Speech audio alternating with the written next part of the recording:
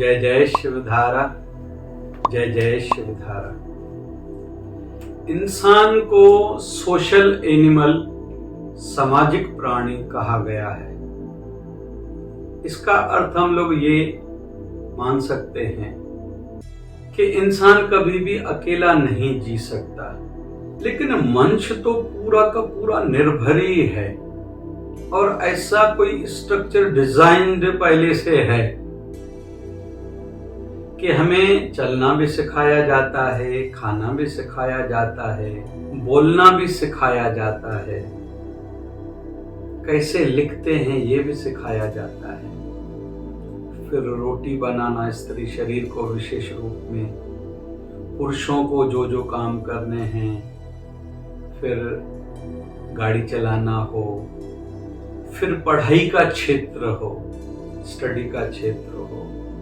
फिर इस दृष्टि से हम व्यापक जगत को देखेंगे, जिस भी फील्ड फैकल्टी को ऐसे ही देखने में आएगा। तो इसका अर्थ हम लोग ये निकाल सकते हैं, हम अकेले नहीं जी सकते, सबका साथ। घर में बच्चों का होना भी जरूरी है, फिर बड़ों का होना भी जरूरी है, और मध्यान्ह आयु में जो जी रहे हैं उनका भी जरूरी है। बच्चे तो बचपने में रहेंगे, वृद्धों के पास अपने जीवन के अनुभव हैं, लेकिन करने वाले तो बीच में वाले हैं, जो मध्यान्ह आयु वाले हैं। जो बेटा और बहू रानी है, मेन उनको करना है, बड़ों का मार्गदर्शन, छोटों की मस्ती, और घर इससे खिलखिलाता है। फिर कितना भी पुरुष बाहर से थका हुआ आए, बच्चों की खिलखिलाहट को, हंसी को, खेलने कूदने को देख के पूरे दिन भर की थकान को भूल जाता है। तो हर किसी की अपनी इम्पोर्टेंस है। फिर जेंडर की दृष्टि से देखते हैं, पुरुषों का अपना एक महत्व है, लेकिन ममत्व, मोह, प्यार, लाड, सत्कार, स्वागत, कहीं तो भी स्त्री शरीर का धर्म है। तो हर किसी का अपना एक स्थान है और हर कोई अपनी जगह पर उतना ही जरूरी है जितना पहले वाला था। जिस घर में बुजुर्ग नहीं है, उस घर का भी हाल कुछ अच्छा नहीं देखा जाता। भले आजकल के पढ़े लिखे बच्चे जो भी हैं, बच्चियां हैं, उनको बुजुर्ग अच्छे नहीं लगते, तो दूसरों का सहारा उनको लेना तो पड़ता है। भली काम वाली बाई को हो, अपने सहयोगी कुलीग्स से हो, पूछना तो पड़ेगा। तो हम लोग साथ में ही चलेंगे, सबका साथ। फिर सक्सेस कौन होगा? जो सबका विकास भी सोचेगा, सबकी उन्नति हो, सबका भला हो, सभी खुश रहे, जियो और जीने दो वाली पॉलिसी पर विश्वास करते हैं। तो सबका साथ, सबका विकास, सबका विश्वास।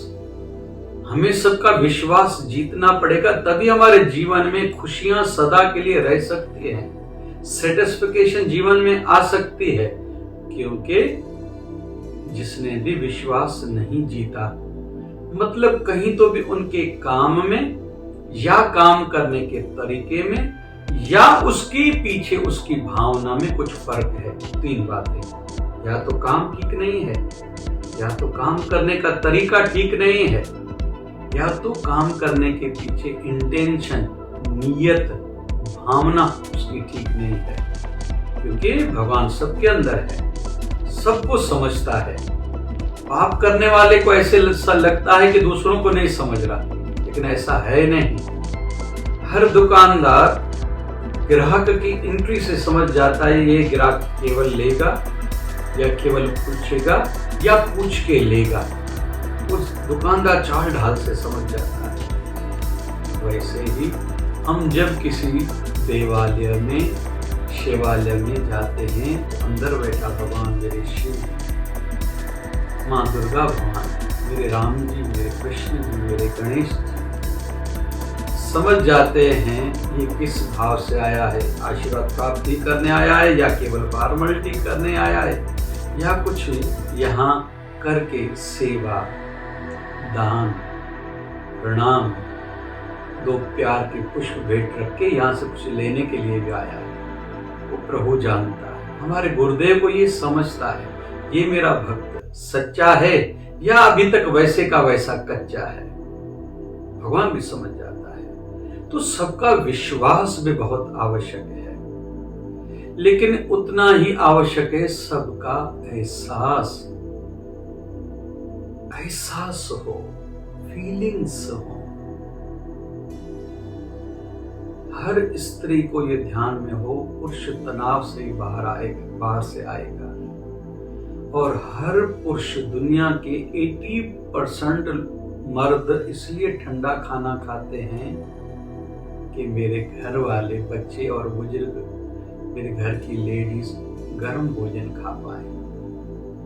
एक रुपये पर बाहर लड़ाई करता है, किसी दरिद्र नारायण को, जरूरतमंद को, फकीर को जल्दी रुपया नहीं देता बचाने के भाव से, ये भी बच जाए।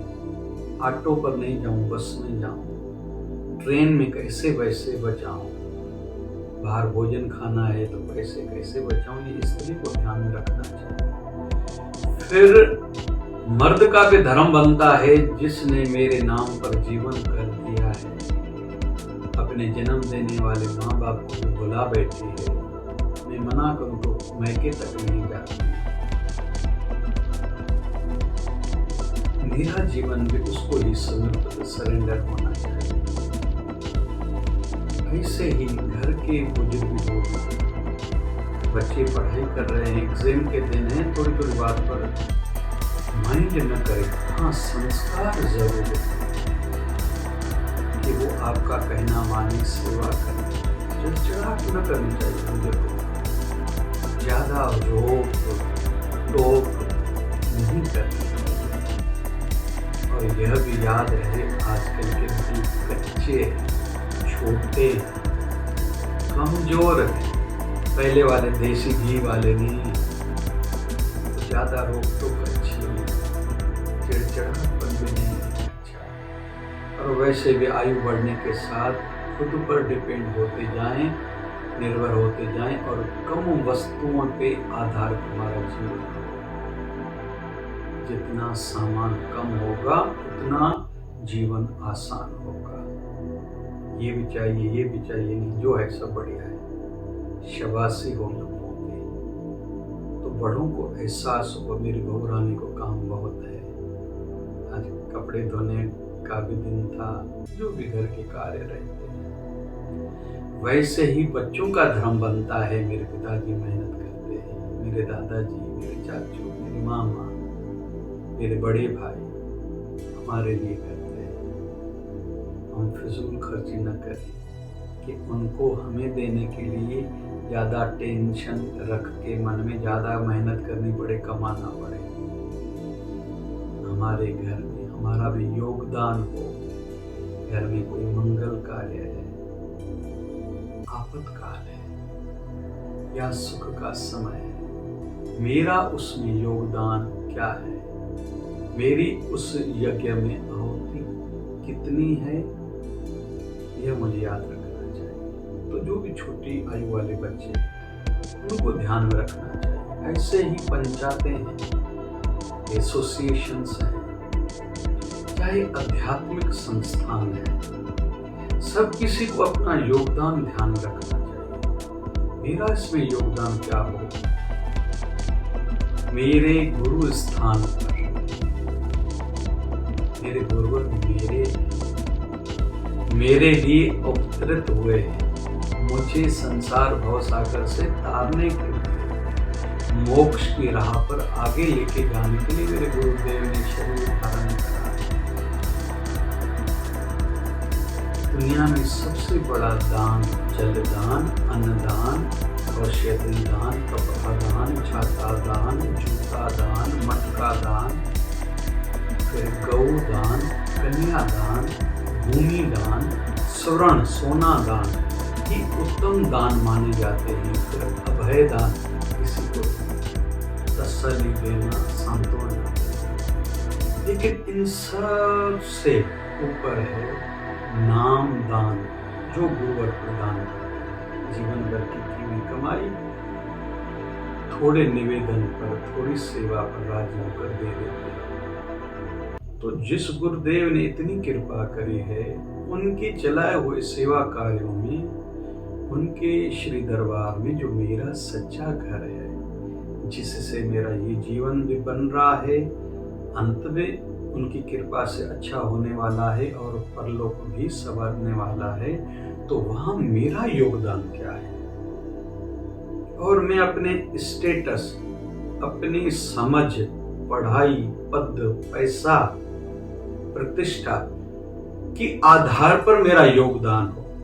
कोई अरबपति आदमी केवल आके झाड़ू लगाए, नहीं, झाड़ू लगाए लेकिन धन की सेवा उसको करनी चाहिए। कोई डॉक्टर है तो गुरु के नाम से मेडिकल कैंप्स करे फ्री, जो हमारे अक्सर शिवधारा आश्रम में होते रहते हैं। शिवधारा मिशन फाउंडेशन की ओर से 2 अप्रैल 2023 को विकलांगों के लिए विशेष रूप में एक कैंप ऑर्गेनाइज करी गई है, निःशुल्क, फ्री।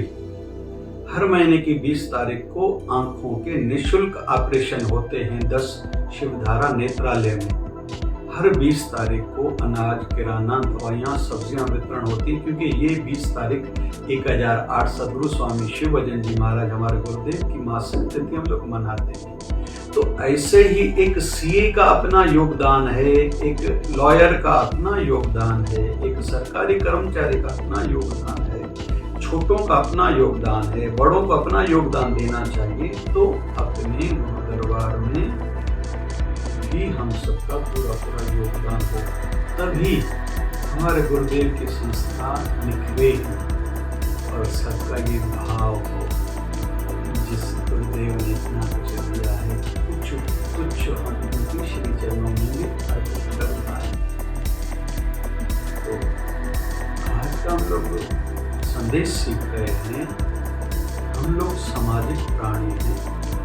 टीम वर्क से आगे बढ़ेंगे। घर में हर कोई अपना योगदान दे, पंचायत में, एसोसिएशन में, संस्थाओं में, गुरु दरबार, देश में, अपने धर्म में, फिर मानवता स्तर पर भी हमें ही सोचना होगा। ज़्यादा नहीं कर सकते तो वृक्ष लगाएं। हर साल की 30 जून को शिवधारा नेचर डे हम लोग मनाते हैं। पूरे भारत भर में जहाँ जहाँ शिवधारा आश्रम के साधक हैं, हर कोई वृक्ष लगाता है और लगाना चाहिए।